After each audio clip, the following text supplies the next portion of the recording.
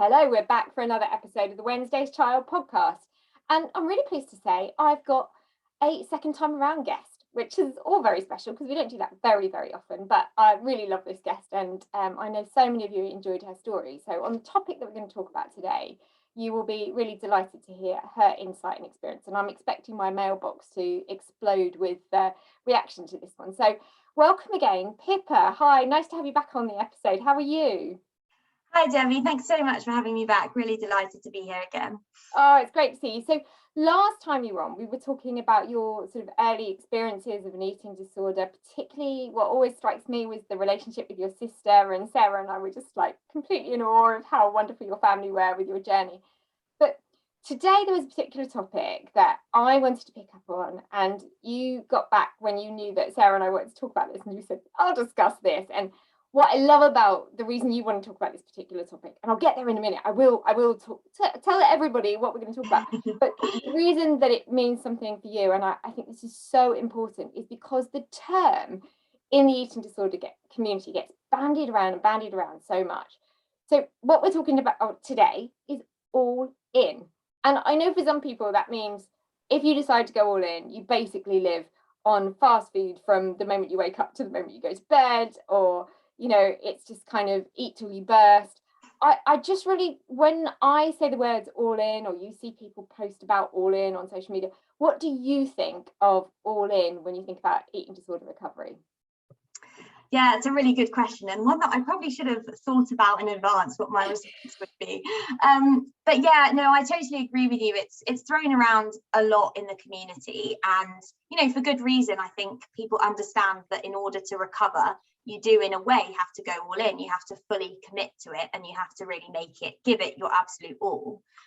To me, I think all in, I think it meant basically throwing off any kind of rules, regulations, not necessarily structure in a way that's I think structure is helpful in recovery, but any kind of structure that was holding me back. I think for me, the reason I decided to kind of, if you will, go all in was because if you've listened to my previous story or heard the previous episode I recorded, I've been in treatment for a very, very long time, like over 10 years, and I think because of that, I'd become, I guess I want to say institutionalized in a way, in terms of kind of the way that I approached eating and food, and the way that I felt was appropriate for me to exercise or not, and things like that. And I think I therefore found it very difficult to be in tune with my own body, and to know kind of what is it that is right for me. I think there is a danger, isn't there, when you've been in treatment, or you've been subject, even if you haven't ever gone into an inpatient unit, and you've been somebody that's been given meal plan after meal plan, you've been told, well, you can exercise but only in this way, or you can only go this far, or you can only do this much on this day of the week.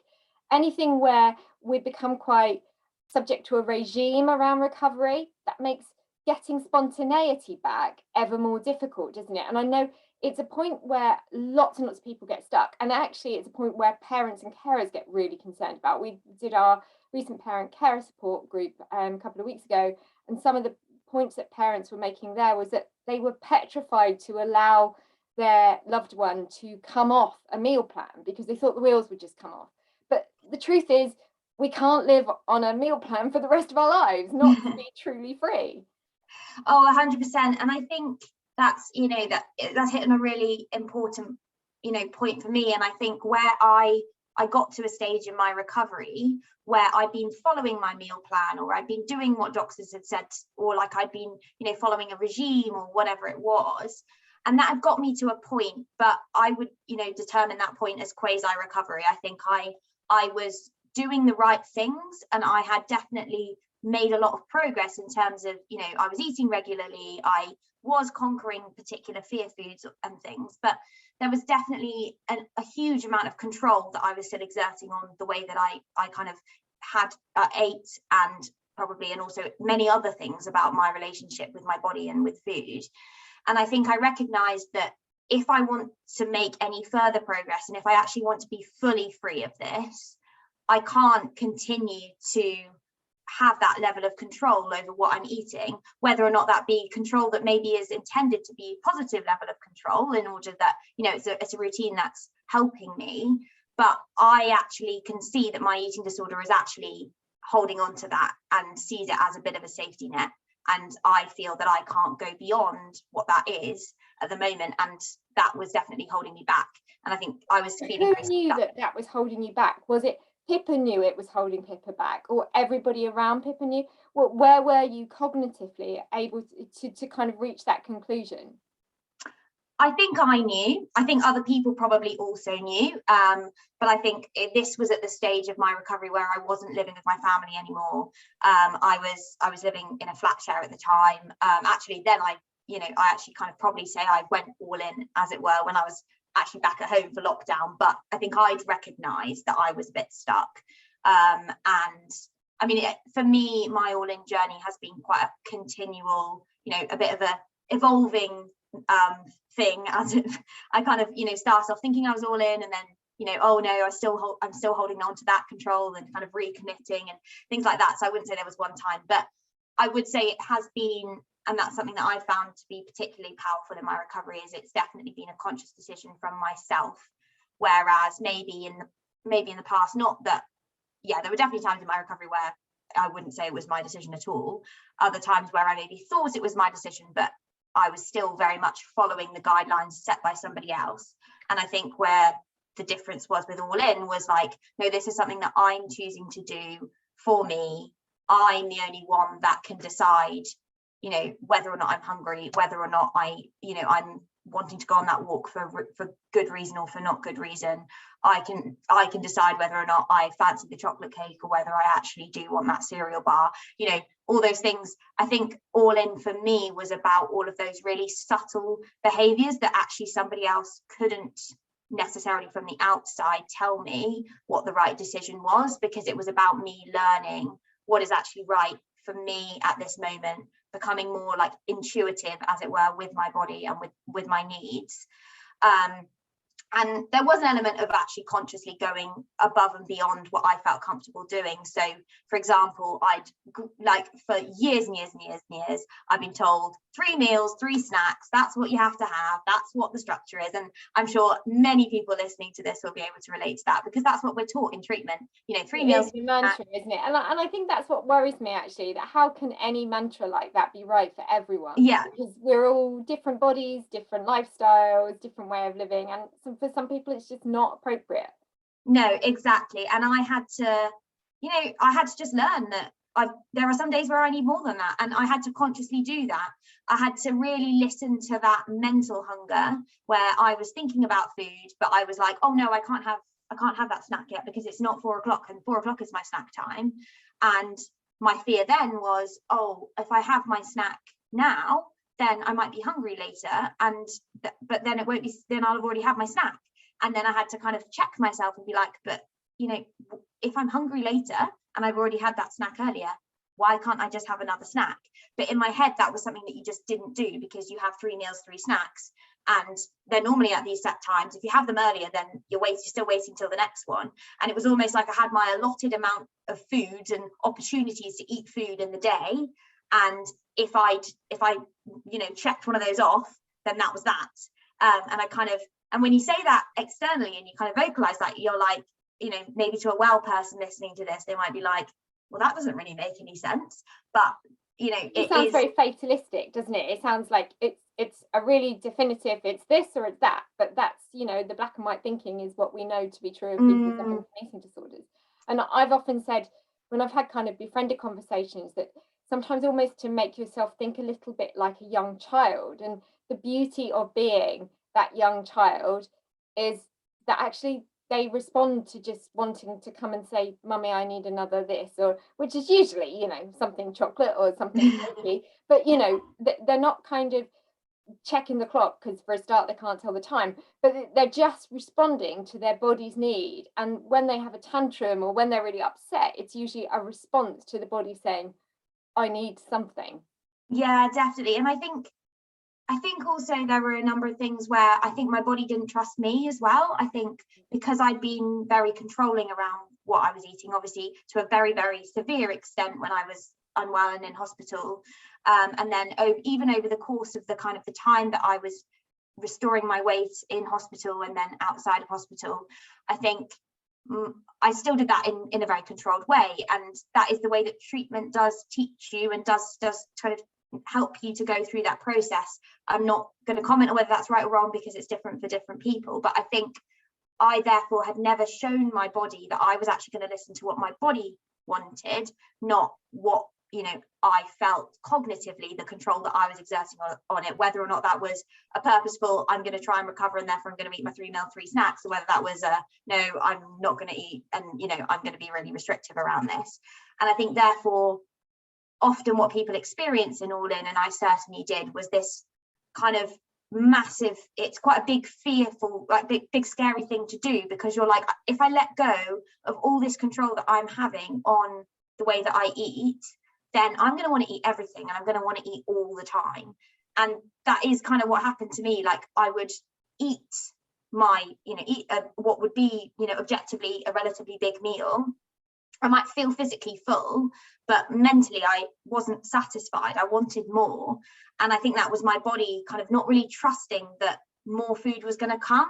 And so I had, you know, my body was like, no, we have to make most of this moment because she's actually eating and you need to keep going.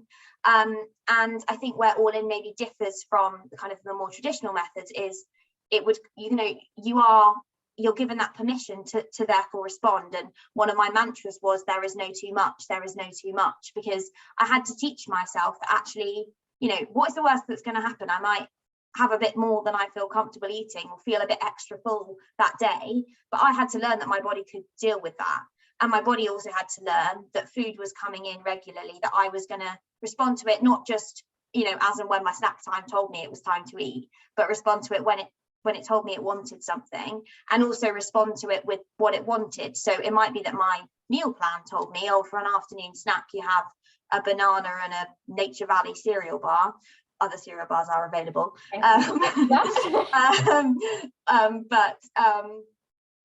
Yeah, Nature Valley, of course, welcome to, you know, promote themselves for a small fee on the Wednesday's Child podcast. If anybody should be working for the marketing department of Nature's Valley or any other cereal bar for that. There we go. Moving on.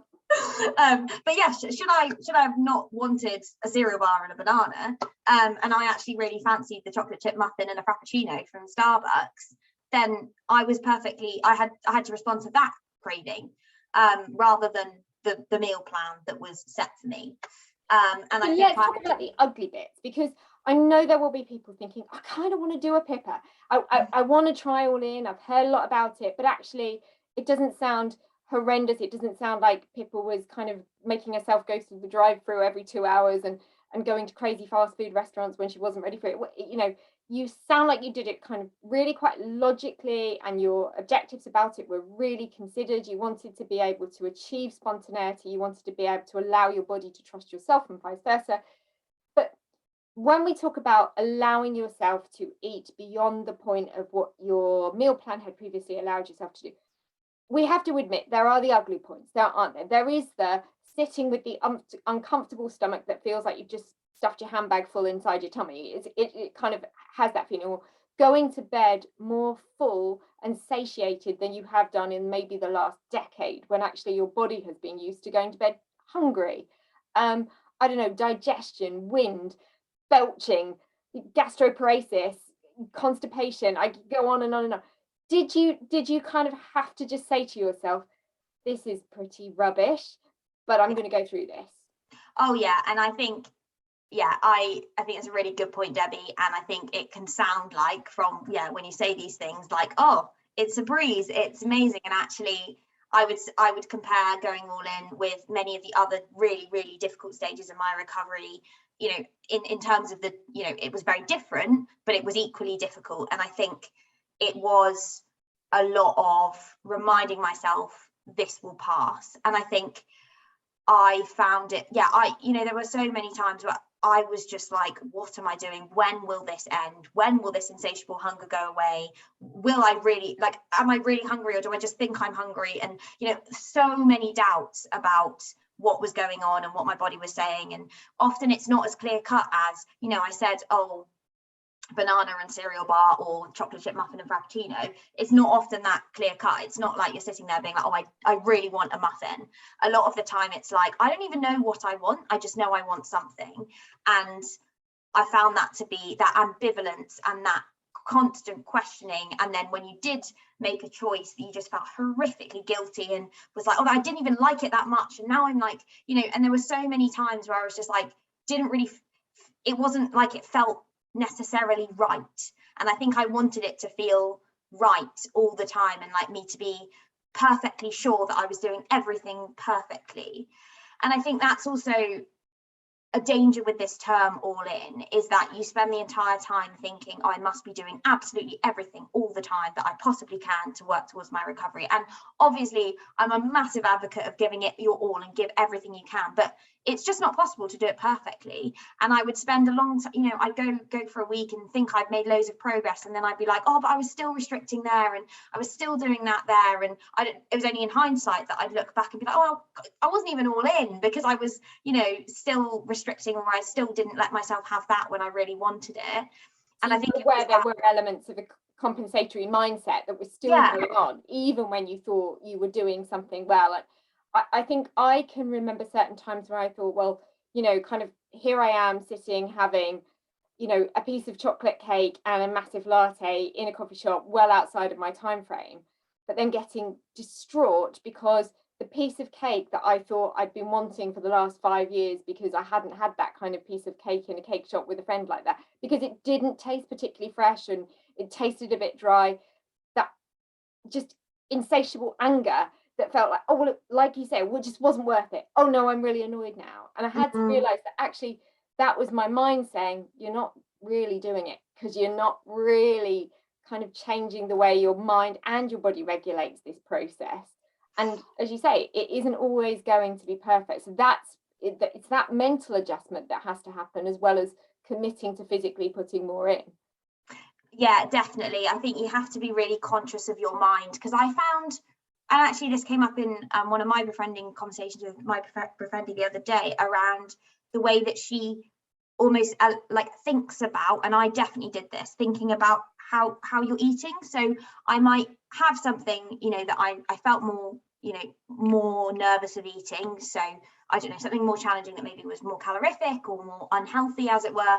And I would, in my mind, I'd justify it, even if it was like, you know, even if objectively on the surface of it, I would, and I wouldn't, you know, you wouldn't be able to tell that I was doing that. In my head, I'd be like, oh, well, it's okay because I'm having a slightly safer dinner, or it's okay because and like, it wouldn't be that I'd, you know, purposefully planned that safer dinner. I just know that it was, and it would be all these constant mind negotiations, and, you know, trying to calculate whether things were okay and whether they fit perfectly into my day and all those kind of things. And I think that's where it really, you know, the rubber hits the road, and you have to be like, no, I have to make this not okay. Almost the point of it is it's not okay.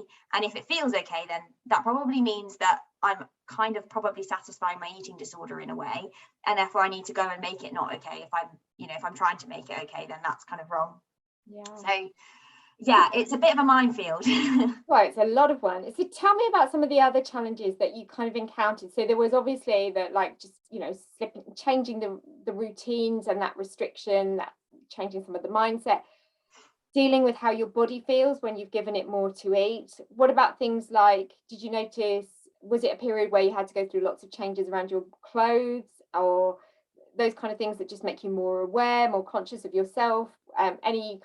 Did it trigger any body checking? Did it make you very much more aware of your physical appearance? How did you deal with other people responding to your changing, even like your changing approach to eating, not just changing approach to what your body looked like? Yeah, definitely. I think there were definitely many of those things. So I think my body changed, definitely did. And I think, you know, it needed to.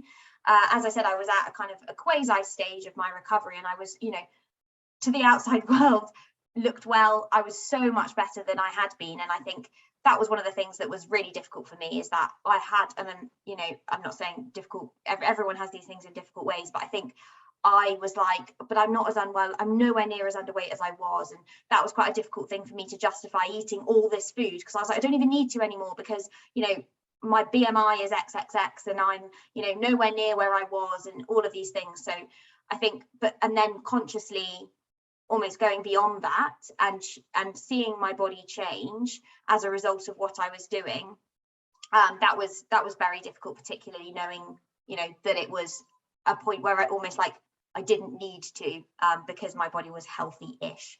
But you know, I also kind of, I know that my body really wasn't healthy there. I had to remind myself that I was working towards a body that was happy for itself, not happy based on some societal, you know, definition of what healthy was. But that was definitely very difficult, and other people have got used to my body in a particular way.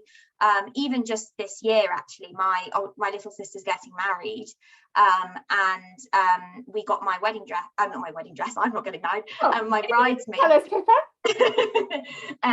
But quite early on, actually, after she got engaged, and I tried it on quite more recently, and it didn't fit me anymore. And you know, my body is still changing, it's changing shape, it's adjusting to the weight changes that happened. And you know, there's no denying that's difficult, you know, watching your body change and not knowing where. I think also for me, I'd been ill since I was, you know, basically before I'd gone through puberty. So I didn't know what my body was going to even look like at the end of it. So it was kind of this blind faith in that my body would somehow work itself out, and it would at some point stop gaining weight at some point when it was happy. But I kind of had no idea what that was going to be. And I'd got very used to what my body looked like. My family got used to what my body looked like. My friends had got used to what my body looked like. And I was just kind of like, you know, no one understands that this needs to change. And I think I found that to be a really lonely place, actually, and a really lonely time for me, because no one knew.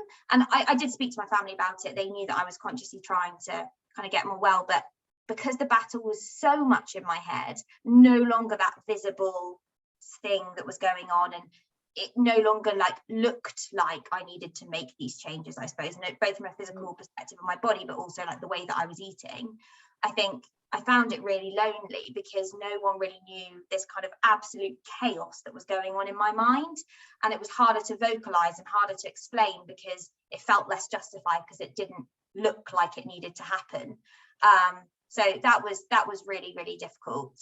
And would have been at a point where actually, you know, it would have been so easy to fall off the bandwagon every now and then, wouldn't it? Because it's much more difficult to keep yourself doing it when you know that actually everybody else has stopped rooting for you in quite the same way, because from what they see physically, you look a lot better, so they're not desperately worried about you no longer being here this time tomorrow. And you know, so somehow them not being as anxious about you almost creates a, well, why do I need to do it? Why do I push myself anyway?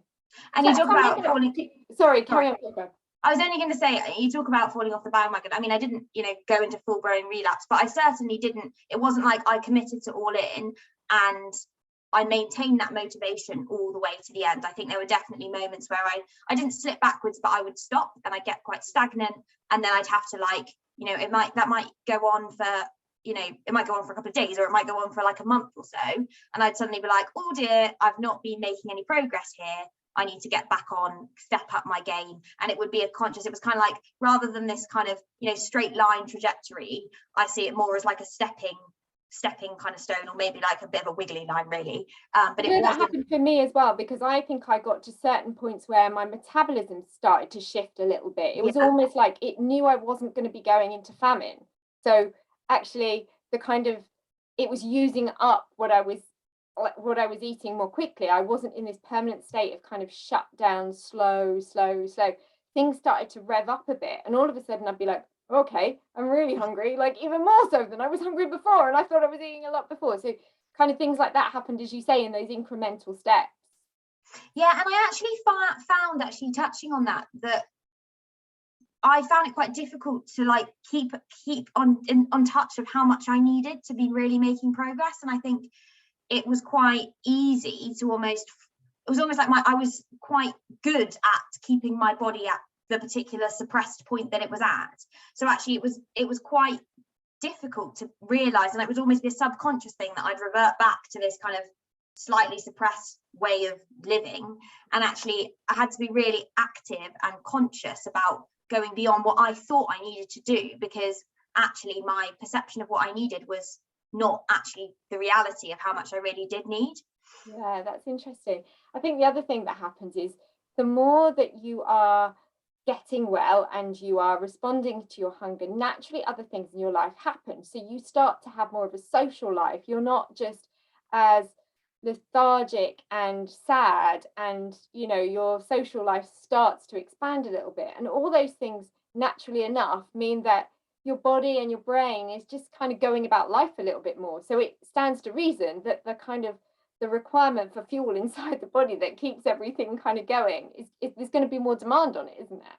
Definitely. And also that's like actually just kind of reminding me of another thing, which I think is like, once you start doing more because you've got more of a life, it's then less of a priority because you're focusing on your life. And I found it very difficult to get the balance of, I really want to be investing in my friendships, and I want to be working hard at my job, and I want to be, seeing more of my family and doing all these great things. But also I've got this like full-time job going on in the background, which is recovery.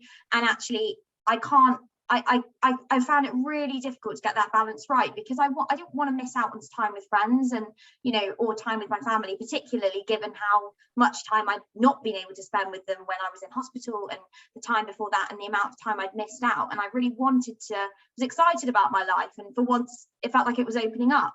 But at the same time, if I couldn't, I had to keep my priority had to be my recovery, because I knew that if I didn't focus on that, then I'd stay in this kind of quasi state and, always be at risk of things going downhill, or just be at risk of living this kind of half life. Actually, I did take a bit of time out of work at the very beginning of my kind of all-in journey, not forced at all, but I decided it wasn't in the beginning of it, but it was in 2020, July 2020, and I actually kind of was like, I can't give my recovery my all while I'm also focusing on my job.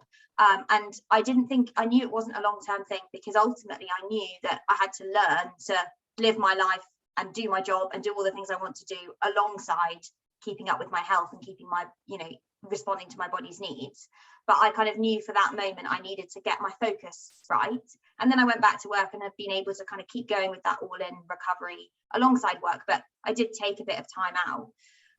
But I do think there is such a battle there, and it's a really difficult to get the balance, because it's great and it's a good thing. It's a really good thing to build your life, and it's a really good thing to be able to kind of, be involved in life a bit more.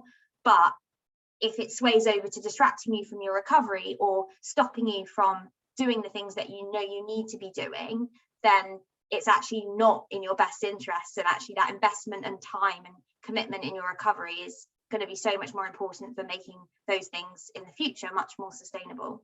Yeah, and actually one of our podcast episodes that's just gone live fairly recently was talking about sometimes needing to take a gap out of your career or whatever in terms of aiding your recovery. And a few of the responses I had in my email over the last couple of days were about people saying, yeah, do you know what, I deliberately know that I did use my career, the busyness of work, to in a way aid my need to stay in a suppressed body weight and in a kind of poorly way, rather than saying, actually, I'm not really giving my all to my career either, and I'm certainly not giving my all to recovery.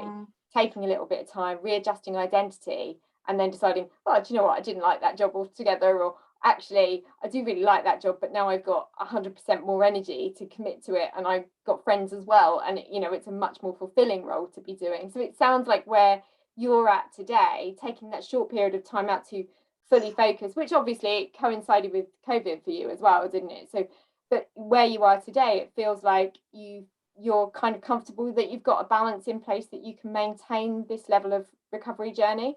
Yeah, definitely. I think so. And I think it's been, this constant balancing act, and, life is always going to be a balancing act, isn't it? But I think I've learned I think my body trusts me more now. Like, I think I'm much more in tune with what my body needs. But I think I know what my body needs, and I know what to prioritize. And just thinking about it when you were talking, I was like, well, I think one of the genuinely, I know it sounds really practical, but one of the reasons that swayed me towards taking that time out, and why I also struggled with kind of seeing friends alongside my recovery, was having back-to-back meetings and stuff and needing to eat in between those things, and really struggling with the amount of the regularity or the amount of food that I needed to eat alongside kind of keeping up with work. And then more recently, obviously, as things have opened up, when I go and see friends, we might go for a drink, but we might go for a walk, and then how do I fit in eating and things like that. But now I think I just don't, if I have a back-to-back meeting in between, in the 2 minutes between the meeting, I'll just run and like grab a cereal bar, and I'll either turn my camera off and eat it while I'm in the meeting, or I'll I don't know, just have it like literally in like 2 minutes. And I think that didn't even seem like a possibility to me before, and I think I now just I'm not so emotional about my routine towards food, and all the times that I need to eat, and they're not these precious moments in my day that mean that I have to think about it really carefully about when am I going to do this, and how am I going to do this, and how am I going to think about this, because I can just fit it in around my life. And I think that was the flip from like food having to be the priority, and it did have to be the priority for a time, and my ability to be able to be in tune with what I needed and make sure that I was consciously choosing recovery choices, whereas now that's almost intuitive now, and I just do that, but that alongside everything else that's going on. And I think it needed that focus time for me to learn what that was, but now it's kind of a bit of a kind of an organic fitting into my life now, because it's just not such a big deal anymore. It's not the hyper obsession that it once was. And I think when you know that it no longer is, and that actually it's just a part of life, it's just a function that we do, like having a scratch or going for a wee, it's one of those things, and we don't overthink it. But when we're in that really poorly state, everything we do feels like it has to fit around, oh, but I was supposed to do this at this time, and how can I do this if I can't eat at this time or whatever. So I think you're absolutely right. It's kind of committing the right amount of time when you need it to get to recovery, to then suddenly get to this stage where actually you feel like you've got that much more freedom, that life is more, I don't know, there's just so much more to life, that if you drew a pie chart, I suppose, of your life, and you look at your friendships and your families and your career, suddenly food becomes this tiny little sliver, like in the big pie chart. But when you're in an eating disorder world, I think it's a flip on the head of that, isn't it? 95% of anything we ever think about is, when am I going to eat? What am I going to eat? How much can I eat? How quickly can I eat? What time is that going to be? Who's going to be there at the table with me? Will the table be with this cutlery or that crockery? And actually, that just all goes away when we allow ourselves that time. So whether it's an all-in process or whatever it is, it's kind of just reaching the recovery journey that's right for you. And honestly, it really sounds like you nailed it in a way that just worked for you, and that just felt very intuitive. And would you say that now you are more of an intuitive eater, or do you think you're not quite there yet, or do you struggle with that term? I struggle with the term because I think it gets thrown around in kind of wellness culture quite a lot, and I don't like the associations that it has. I would say most of the time, I am quite intuitive with what I eat. I think most of the time I kind of know, what do I fancy, what do I not fancy. I still think I sometimes overthink these things. I think I sometimes, I'm still used to kind of, trying to work out what I want when I want it, that kind of thing. And I think one of the other things that I was thinking as you were talking then, Debbie, and I think is related to that question, is I think as someone who has a legacy of having an eating disorder, I don't think I can ever afford to kind of fully let food not be at all a priority. I think for me, there is always going to be a danger that if I accidentally, and it may well not be, purposeful, have, don't eat enough, don't keep up with my energy needs, exert more energy than I'm taking in at that time, I'm always going to be at risk, just because of my health legacy, because of my genetics, because of all the things that I've been through. I know that that's something that I can't afford to let slip. So I think as much as, yes, I'm intuitive around what I eat, and, when I fancy something, I will generally try and have it. If I know that I'm not going to be able to eat at a particular time in the day, or what I maybe fancy isn't necessarily substantial enough based on what I'm going to be doing for the rest of the day, then I do have to consciously check myself and make sure that I am putting something in place to make sure that I am getting in what I know my body needs, because I can't afford to let those things slip. And whereas someone who maybe doesn't have the health legacy that I have can, not eat it enough for a few days and be fine, I know that my body is very, very sensitive to that. And it might well be for the rest of my life because of what it's been through over the past, decade. And I can't afford to kind of not let that, be somewhere in my priority list, whether that, it doesn't take up this kind of massive part of my life anymore. And I'm really grateful for that. But it does take up a bit of that pie chart because it needs to, because that's what I need in order to let the rest of the pie chart be there, rather than it all being about food. So yeah, I don't know whether that answers that question, but I definitely think it does. And the only thing I can sort of relate to, I think you can you sort of see even the most seasoned and accomplished actors speaking, and when they ask them about kind of, do you ever get nervous, or do you read your lines, and more often than not they'll say, yeah, however many years I've been doing this, I think it's a good thing that I have an element of nerves, because it keeps me mindful that I've got to perform right now.